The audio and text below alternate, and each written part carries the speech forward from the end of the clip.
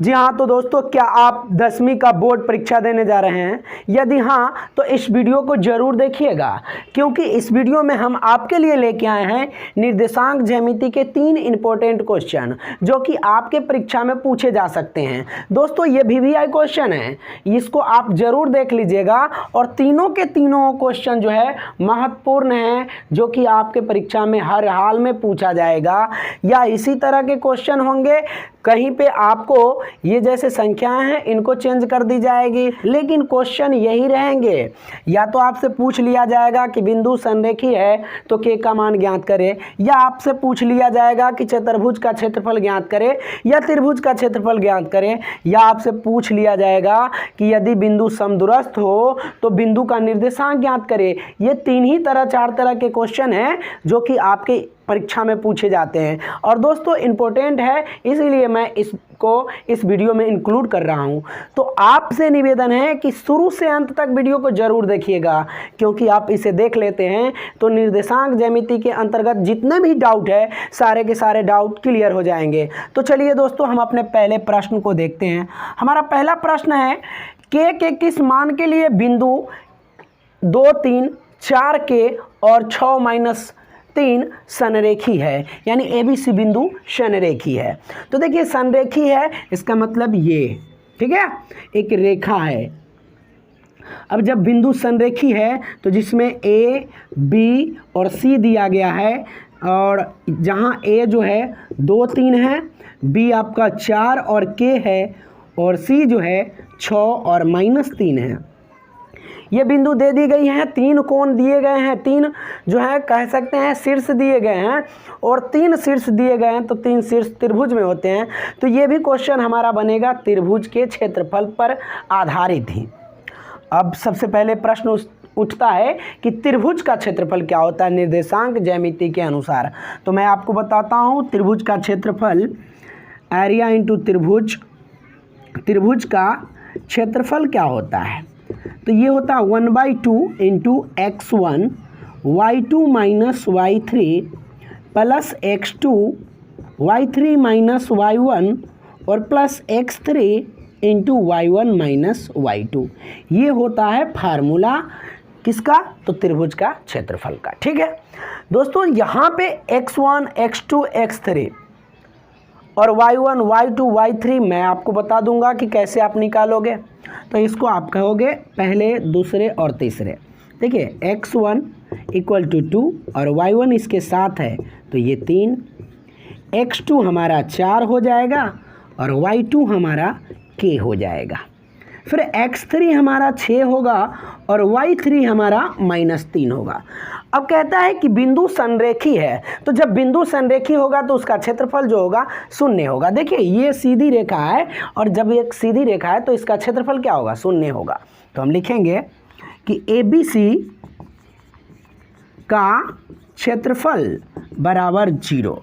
अब देखिए इसका जो है क्षेत्रफल तो कैसे आप निकालोगे, इसका फार्मूला मैंने आपको बताया 1/2 into x1 y2 - y3 plus x2 into y3 - y1 और plus x3 into y1 - y2 equal to 0। अब देखिए 1/2 है तो इसको तो ऐसे ही आप ख़त्म कर सकते हैं, क्योंकि यहाँ 0 है ना, तो इसको इस तरफ ले जाएंगे तो इसका मान क्या होगा, 0। 0 में किसी भी संख्या से हम भाग कर दें तो उसका मान 0 होगा। तो ये तो ऑलरेडी कट गया, इसको आप लिखे या ना लिखे तब भी काम चलेगा, लेकिन संरेखी के लिए। ठीक है, अब देखिए यहाँ पे x1 हमारा कितना है, तो x1 आप देख रहे हैं कि 2 है तो 2 रखेंगे। y2 कितना है, k, तो यहाँ पे हम लिखते हैं k। ठीक है, y2 हमारा k है और y3 कितना है, तो यहाँ देखिए माइनस, और y3 जो है हमारा -3 है, तो यहाँ भी माइनस वहाँ भी माइनस, माइनस माइनस प्लस 3। ठीक है, प्लस x2 को देखिए x2 हमारा 4 है। ठीक है, y3 हमारा कितना है, तो y3 -3। ठीक है, और y1 कितना है, तो y1 भी हमारा 3 ही है, तो माइनस ये भी 3 प्लस x2 देखिए x2 हमारा 6 है, सॉरी x3 हमारा 6 है, यहाँ x3 है तो x3 हमारा 6 है, और y1 कितना है, 3 है, और फिर माइनस y2। अब y2 देखिए k है, तो यहाँ से हम k रखेंगे इक्वल टू 0 करें। इसको जब आप गुना करोगे तो ये 2k और 3 दूने 6, ठीक है, प्लस 4 गुने -3 और -3 तो -6, ठीक है, और प्लस 6 और 3 को गुना कर दीजिएगा, 6 18 यहीं पे हो जाएगा। 6 और k को गुना कीजिएगा तो -6k अब बराबर 0। अब यहाँ देखिए 2k और यहाँ पे जो है हमारा +6 है, और 6 को और 4 को गुना कीजिएगा, -6 और +4 है तो 6 चौके 24 माइनस होगा, और +18 और -6 के बराबर 0। यहाँ देखिए अब 2 के प्लस में और 6 के माइनस में, तो क्या बचेगा, माइनस में 4 के, ठीक है, ऋणात्मक चिन्ह आ जाएंगे क्योंकि ऋण हमारे पास ज़्यादा है, धन हमारे पास कम है। यहाँ देखिए 18 और 6 24, प्लस भी 24 और माइनस भी 24 यानी 0, ठीक है, इसीलिए k इक्वल टू क्या, तो 0, और ये 4 गुना में है, इस तरफ भाग में। आपको पहले ही बताया था कि 0 में किसी भी संख्या से आप गुना कर दो या भाग कर दो, उसका मान क्या होगा, 0 ही होगा, ठीक है। तो यहाँ से हमें k का मान कितना प्राप्त हुआ, तो k बराबर 0 प्राप्त हुआ। इस तरह दोस्तों आप आसानी से प्रश्नों को सॉल्व कर सकते हो।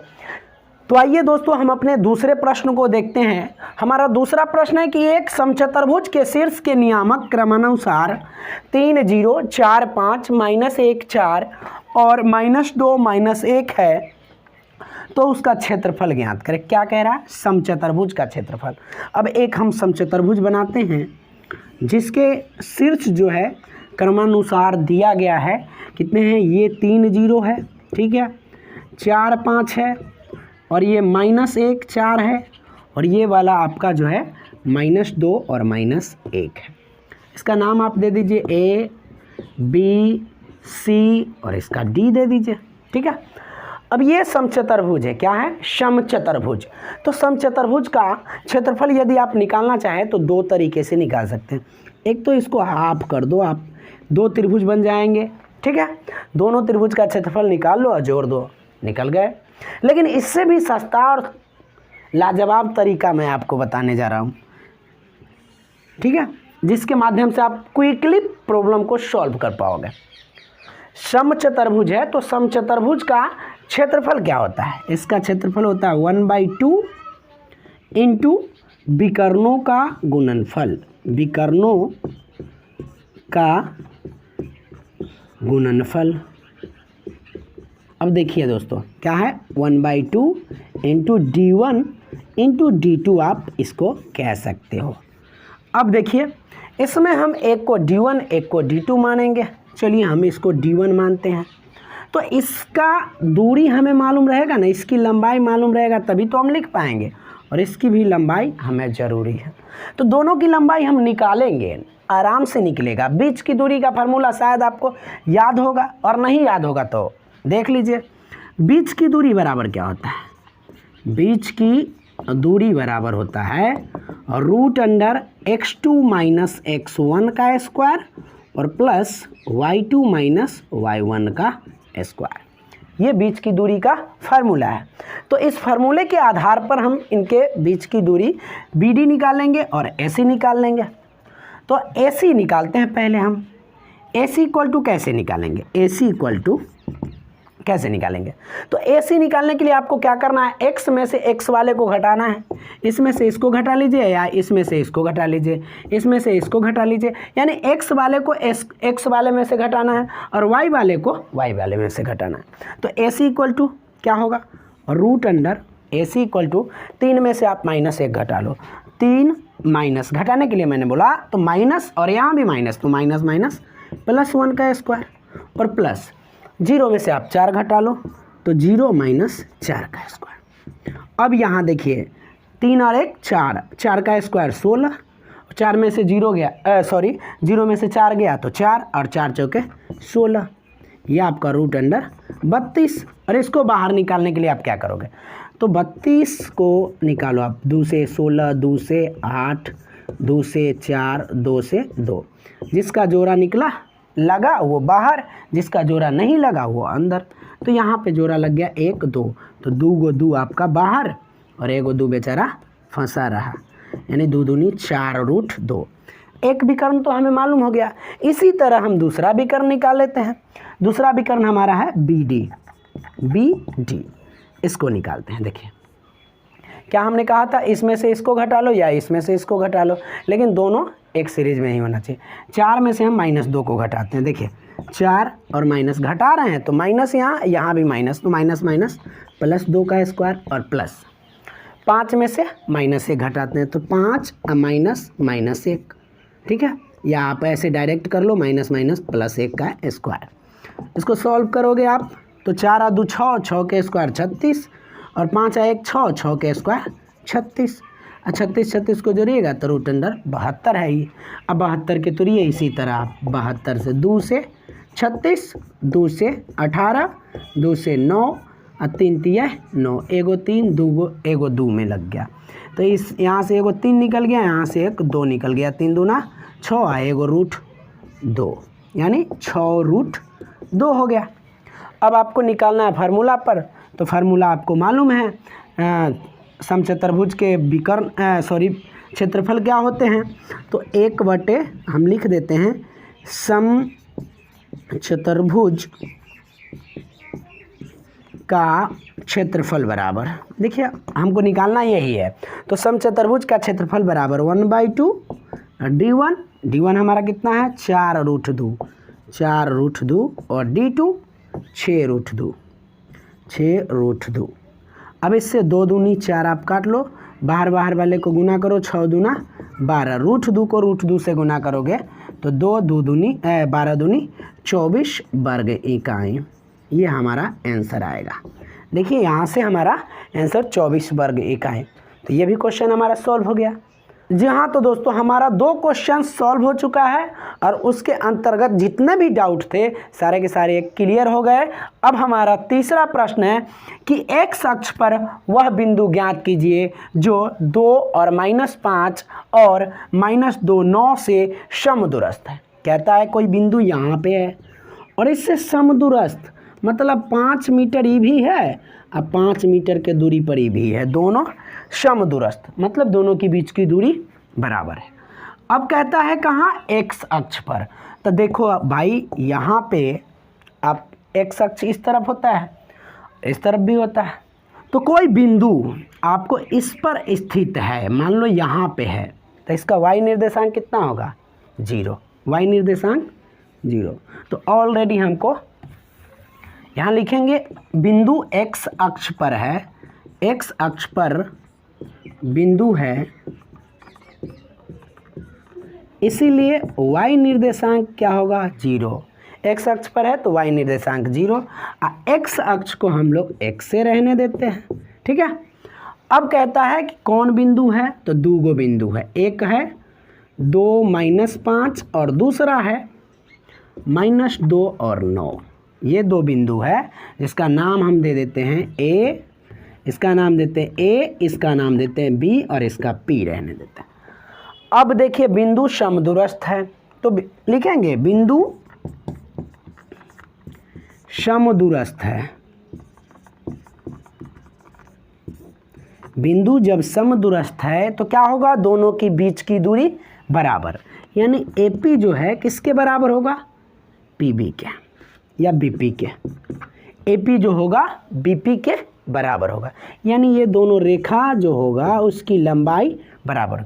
अब लंबाई निकालना है तो वही फार्मूला जो आपको मैंने पीछे बताया, क्या बताया, बीच की दूरी x2 - x1 का स्क्वायर प्लस y2 - y1 का स्क्वायर।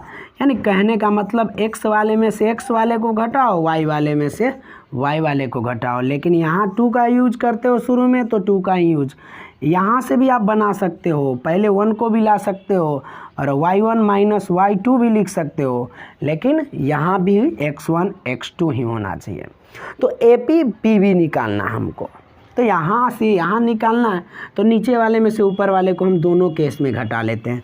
5 में से देखिए एक और बात है, यहाँ रूट है, यहाँ पर क्या है रूट है, तो AP जब निकालेंगे तो रूट में आएगा, और रूट हटाने के लिए हम क्या कर सकते हैं, तो दोनों पर स्क्वायर, AP स्क्वायर बराबर BP स्क्वायर, ऐसा लिख सकते हैं। ठीक है, अब जब ये लिख सकते हैं तो इसके बदले में क्या, AP निकालने के लिए 2 में से x को घटाएंगे, 2 में से x को घटा के स्क्वायर, अब प्लस -5 में से 0 के घटा के स्क्वायर, अब बराबर BP निकालने के लिए क्या करेंगे, -2 में से x को घटाएंगे और स्क्वायर करेंगे, प्लस 9 में से 0 को घटा के स्क्वायर करेंगे। अब इसको सॉल्व करेंगे, हमारा मान आ जाएगा। तो 2 और -x करना है, तो 2 और x का गुणनफल निकालिए। 2 दूनी 4, पहले इसको एक बार इससे कीजिएगा और फिर इसको एक बार इससे, तो 2 दूनी 4, 2 को 1 से तो 2x माइनस में, फिर इसको करना है तो -2x और x को x से गुना करना है, minus minus plus x square आएगा, यानी 4 और 2 -4x और प्लस x स्क्वायर, यानी इसका मान होगा 4 -4x और प्लस x स्क्वायर। अब -5 में से 0 घटाना है, तो बात तो वही हो जाएगा, यानी 5 ही बचेगा और 5 का स्क्वायर 25। ठीक है, बराबर ये सेम चीज़ है, ये दोनों सेम है, तो ये सिर्फ माइनस माइनस है, तो इसका सारा मान जो होगा ना प्लस में हो जाएगा। 4 + 4x, 4 + 4x plus x square, 9 9 81। अब देखिए कटने वाला है क्या, ये प्लस में और ये भी प्लस में, तो उस तरफ ले जाएंगे तो माइनस में, तो डायरेक्ट हम इसको काट देते हैं। ये 4 प्लस में, इधर भी प्लस में कट गया। अब देखिए यहाँ बचा -4x और इधर +4x, इधर आएगा तो -4x बराबर 81, आई प्लस में इधर आएगा तो माइनस में 25। अब इसको 4 और 4 8x, ठीक है, और 81 में से 25 को घटाइएगा तो ये आ जाएगा आपका 56। इसीलिए x बराबर कितना, तो 56, 8 ये -8 जो है गुना में, इधर आएगा तो भाग में, 8 सत्ते 56 -7, यानी इसका निर्देशांक जो होगा P का वो कितना हो जाएगा, -7 और 0। ठीक है दोस्तों, तो इस तरह हमारा तीनों के तीनों क्वेश्चन सॉल्व हो गया, और इसके अंतर्गत जितने भी डाउट थे, हमको नहीं लगता है कि आपको बचा होगा कोई डाउट, सारे के सारे डाउट क्लियर हो गए होंगे। दोस्तों यदि आपको ये वीडियो अच्छा लगा हो तो इस वीडियो को एक लाइक और साथ में हमारे YouTube channel Naval study centre को सब्सक्राइब कर लीजिएगा, और साथ ही बेल आइकन जरूर प्रेस कर दीजिएगा, जिससे कि आपको वीडियो का नोटिफिकेशन जाता रहेगा। जय हिंद, जय भारत।